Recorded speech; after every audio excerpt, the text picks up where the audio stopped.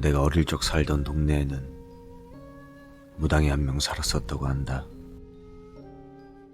물도 빠지지 않는지 쪽빛 퍼렇게 들인 치마를 너울너울 휘저으며 산이며 들로 쏘다니던 그 무당은 예전에 섬뜩하니 당겨 묶은 머리칼만큼이나 신기가 영험하기로 강원도 제일이었다고 한다. 18살 나이에 한 손엔 보침을, 한 손엔 짐을 메어놓은 나귀를 끌고 마을에 들어왔다던 그 무당은 떨떠름한 표정으로 이장에 내어준 패가를 나뭇기름 먹여가며 한나절 만에 근사하게 단장해 놓은 여걸이었다. 마을 사람들이 채 스물도 안 되어서는 성우는 했는가, 가족은 뭘 하나 궁금해도 그저 막상 그 무당 앞에 서면 한없이 기가 죽었을 만큼. 무당은 인근 동네에도 찾아와 행상을 펴는 5일장, 그 한기퉁에 돗자리 하나 펴놓고는 오라는 말도 없이 그저 앉아 점괘를 봐주곤 했다. 사실 처음엔 보려고 해서 본 사람은 없었다. 지나가다 문득 옆을 보면 새초로만이 눈꼬리만 바싹 올라간 그 무당이 부채로 이깔을 가리고는 바깥 양반 오입질이 보통이 아니시구랴 한마디 획 던지면 누가 끌어다 앉힌 것처럼 스르르 주저앉아 점사를 보게 되었을 뿐. 그리고 그런 무당이 마을에 온 지도 40년이 넘어 육순이 다 되어갈 때의 일이다. 어째 점사가 예전 같지 않다. 푸닥거리가 시원치 않다. 점점 안 좋은 소문이 돌고 있었다. 하필이면 그 해에 크게 흉년이 든 것도 한몫했으리라. 봄녘의 마을에서 돈을 모아 굿도 한 판 벌였겠다. 원래 같으면 벼에 이상 나달이 하도 굵어 흙을 못 뺄 지경이었는데 이젠 이게 볏줄기인지 갈대인지 구분이 안 갈 지경이었다고 한다. 농사로 밥 벌어먹는 일을 한 게 본 뒤 사람이 일이 하나면 하늘이 아홉을 하니 굿 한 번 했다고 어쩔 수 있는 일도 아니련만 뱃속에 들어갈 게 없으니 5일장 한기퉁에 궁뎅이만 척 내놓고 앉은 무당이 보기 좋을 리는 없었던 것 같다. 본래 사람 마음이란 게 아마 그럴 것이다. 그러던 어느 날 마을에서 남자아이 하나가 사라진 일이 생겼다. 동네에서 자그마한 가게 겸 식당을 하는 김씨네 막내똥이었다.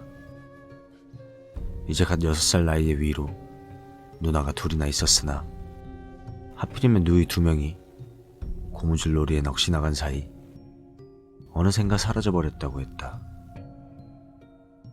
김씨가 딸년들 둘에 종아리에 피가 보일 지경으로 매를 친 사이 김씨의 부인이 허겁지겁 무당네를 찾아갔다. 순경이며 마을 사람들도 진작에 동네를 샅샅이 뒤지고 있었지만 신발 한 짝 찾을 수 없었던 탓이었다. 마치 기다리고 있었던 양 부채로 입게를 가리고 있던 무당은 방울과 목함을 들고 고수를 대동하여 집을 나섰다. 동네 입구 근처의 선왕 땅에 자리를 펴고 앉은 무당네는 곧 큰 소리로 북을 치며 판을 벌였다. 그런데 희한하게도 무당이 목함에서 작두를 꺼내더란 것이다. 무당이 작두를 타는 게 희한하다는 이유가 뭔가 하니 본디 그녀는 장군신을 모시는 무당이 아니라 애기신을 모시는 동자선녀였다는 것이다. 칼날을 타고 애기를 물리는 이 일은 장군신이 하는 일. 애기신은 보통 길흉을 점사하고 앞날을 두루 살피는 신이기에 무당은 그때까지 작두를 타본 일이 없었다. 작두는 그저 보기에도 선뜩하니 날이 살아 희게 빛을 갈아넣은 것이 발은커녕 나무를 가져다 대도 대번에 슥 잘릴 것만 같았다. 동네에 유지며 어른들이 금세 모여 저게 어쩐 일이냐, 생전 저런 일이 없던 사람이 운운하며 이야기를 나누기 시작했다. 무당과 오래 호흡을 맞춰온 고수도 얼굴이 납덩이처럼 굳었다. 방울을 들고 펄쩍펄쩍 뛰며 경을 외던 무당이 어느새 보란듯이 작두 위로 훌쩍 뛰었다. 사람들 사이에서 새된 비명이 나올 정도로 아찔한 광경이었다. 무당은 어디 지그집 마당이나 밟는 양 버선도 안 쉬는 맨발로 아까보다 더 크게 뜀박질했다. 저기 선역에 존귀하옵신 우리 어르신, 원년금일에 뜀도 채 못된 아가 하나가 사라졌으니 찾아주시고. 방울과 북이 한참을 춤을 추다가 어느 순간 경이 멈추었다. 방울 소리도 북 소리도 딱 멈추고 선앙당 천 날리는 소리가 퍼르륵 퍼르륵, 사람들 숨소리까지도 누가 목줄기라도 틀어진 것처럼 순식간에 멈춘 그때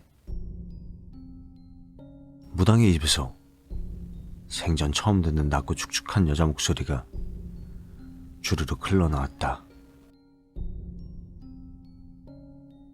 찾았지. 진작에 찾았지.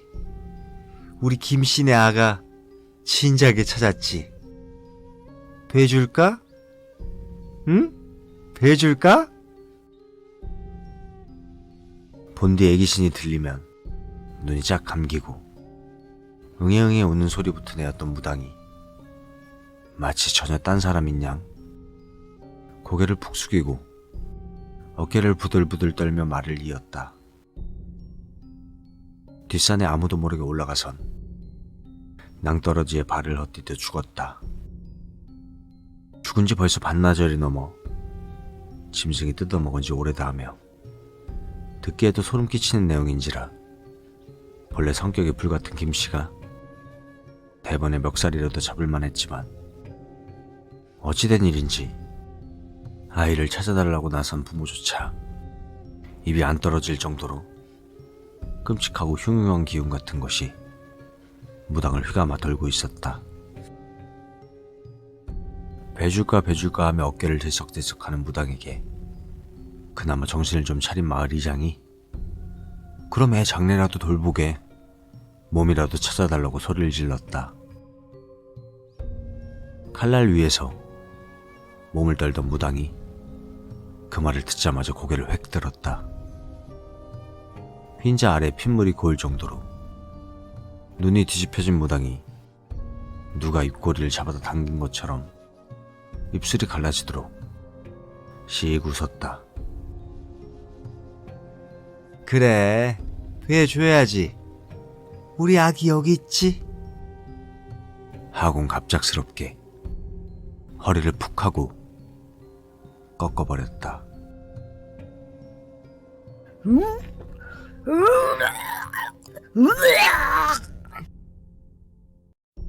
갑자기 구역질을 해대는 소리와 함께 무당의 입에서 핏물이 폭포수처럼 쏟아졌다.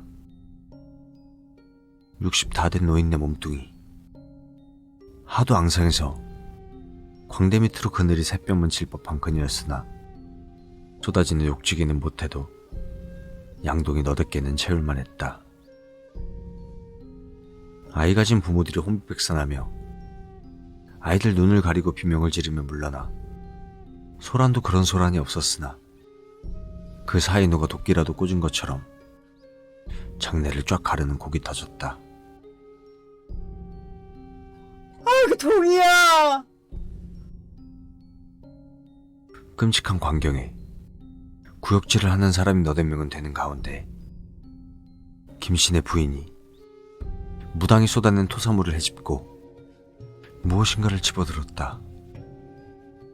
손가락 마디, 손톱만한 점이 있는 그 아이의 엄지였다. 꺽꺽 숨 넘어가는 소리를 내며 김씨네 부인이 눈을 가득 짚고 기절했다. 그제서 사람들 눈에도 보이기 시작했다. 핏물들 사이로 뼈조각, 살점, 애기 옷조각. 동네 안악 몇몇은 그대로 뒤로 넘어갔고 다 큰 장정들도 행여나 닿을세라 구르고 찌우며 뒤로 물러나기 바빴다.